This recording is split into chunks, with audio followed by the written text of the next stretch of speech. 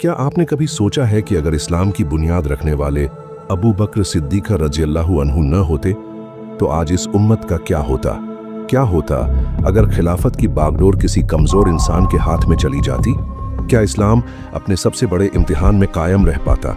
जब मोहम्मद सल्लल्लाहु अलैहि वसल्लम इस दुनिया से रुखसत हुए तो पूरा अरब हिल चुका था।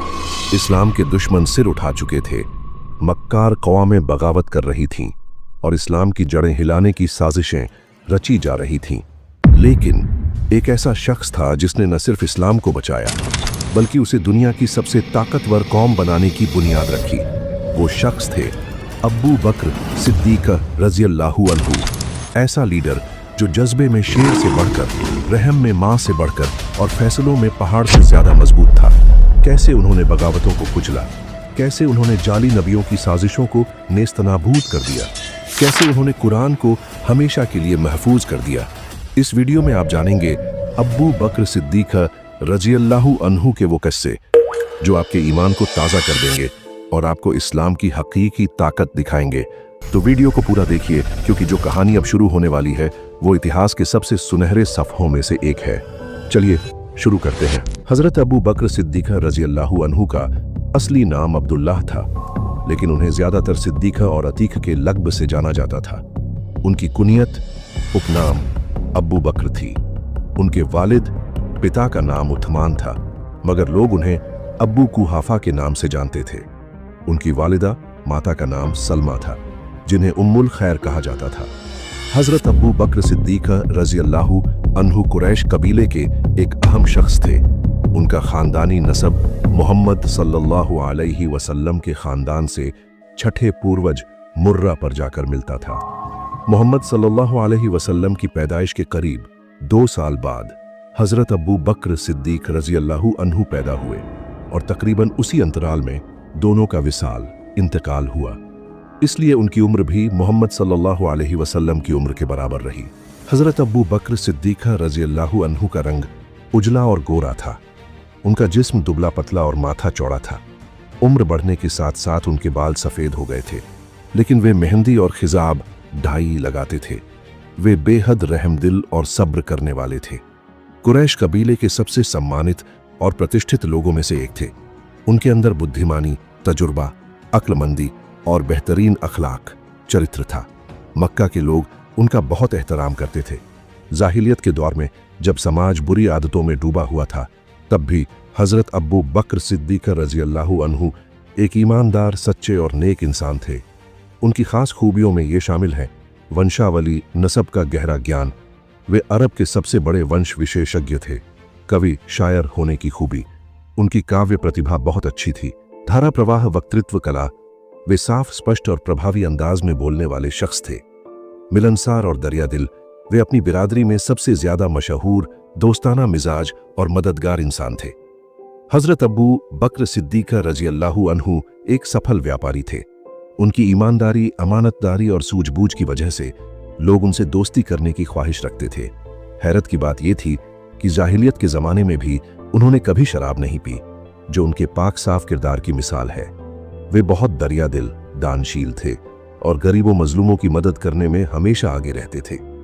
उनके मक्का वाले घर में रोजाना कुरैश के बड़े बड़े लोग इकट्ठा होते और अहम मसलों पर चर्चा करते थे। हज़रत अबू बकर सिद्दीक रज़ियल्लाहु अन्हु के वालिद अबू कुहाफा कुरैश कबीले के सम्मानित और प्रतिष्ठित व्यक्तियों में से एक थे। वो बुजुर्ग थे, आर्थिक रूप से संपन्न थे और उनका घर सिर्फ एक आम घर नहीं था, बल्कि व्यापार का एक बड़ा केंद्र था। मक्का के सामाजिक और राजनीतिक मामलों में भी उनकी अहम भूमिका थी। मक्का के लोग उनकी सलाह और राय को बहुत इज्जत देते थे, लेकिन मक्का विजय तक वो इस्लाम की ओर आकर्षित नहीं हुए थे। हालांकि इतिहास में ऐसा कोई जिक्र नहीं मिलता कि उन्होंने अपने बेटे अबू बकर सिद्दीक रज़ियल्लाहु अन्हु को इस्लाम से रोकने की कोशिश की हो, बल्कि हज़रत अली रज़ियल्लाहु अन्हु तो कभी कभी मजाक में कहा करते थे, इन नौजवानों ने अबू बकर को बिगाड़ दिया है।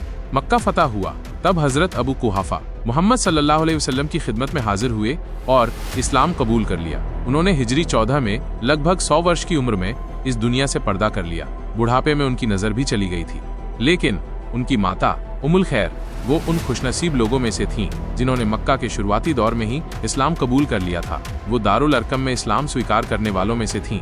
जरा सोचिए, एक माँ जिसने इतनी मुश्किलों का सामना किया लेकिन अपने बेटे को इस्लाम से कभी दूर नहीं किया। उन्होंने करीब 90 वर्ष की उम्र में इस दुनिया को अलविदा कहा और जाने से पहले देखा कि उनका बेटा इस्लाम की खिलाफत की जिम्मेदारी संभाल चुका है। अबू बकर सिद्दीक रजी अल्लाह अन्हु अपने पिता की इकलौती संतान थे। लाड़ प्यार में पले, ऐशो आराम में पले, बचपन से जवानी के शुरुआती दौर तक अपने पिता पर ही निर्भर थे। लेकिन 20 वर्ष की उम्र में उन्होंने अपने पिता के व्यापार की जिम्मेदारी खुद संभाल ली। पर एक बात और, उनकी दोस्ती बचपन से ही मोहम्मद सल्लल्लाहु अलैहि वसल्लम से थी। जवानी में भी अक्सर साथ रहते, यहाँ तक कि व्यापारिक सफर भी साथ करते। सीरिया के सफर में मिली भविष्यवाणी। एक बार अबू बकर सिद्दीक रजी अल्लाह अन्हु मोहम्मद सल्लल्लाहु अलैहि वसल्लम के साथ व्यापार के सिलसिले में सीरिया गए। उस वक्त अबू बकर सिद्दीक रजी अल्लाह अन्हु की उम्र थी 18 वर्ष और मोहम्मद सल्लल्लाहु अलैहि वसल्लम की उम्र थी 20 वर्ष। जब वो सीरिया की सरहद पर पहुंचे, मोहम्मद सल्लल्लाहु अलैहि वसल्लम एक दरख्त के नीचे आराम करने लगे और हजरत अबू बकर सिद्दीक रजी अल्लाह अन्हु इधर उधर घूमते हुए माहौल का जायजा लेने लगे। इसी दौरान उनकी मुलाकात हुई एक ईसाई पादरी से। पादरी ने पूछा, ये कौन है जो इस पेड़ के नीचे आराम कर रहा है? अबू बकर सिद्दीक रजी अल्लाह अन्हु ने जवाब दिया, ये एक कुरैशी नौजवान है जिनका नाम मोहम्मद बिन अब्दुल्ला है। पादरी अचानक हैरान हो गया, उसके चेहरे के हाव भाव बदल गए। उसने गहरी सांस ली और कहा, यही शख्स आगे चलकर अरब के नबी होंगे। अबू बकर सिद्दीक रजी अल्लाह अन्हु सन्न रह गए। ये बात उनके दिल में घर कर गई। उसी दिन से उनके दिल में इस यकीन ने जगह बना ली कि मोहम्मद सल्लल्लाहु अलैहि वसल्लम ही सच्चे नबी हैं। इतिहास बताता है इस ईसाई पादरी का नाम बुहैरा या नस्तूरा था, जिसने पहली बार मोहम्मद सल्लल्लाहु अलैहि वसल्लम की नबूवत की भविष्यवाणी की थी।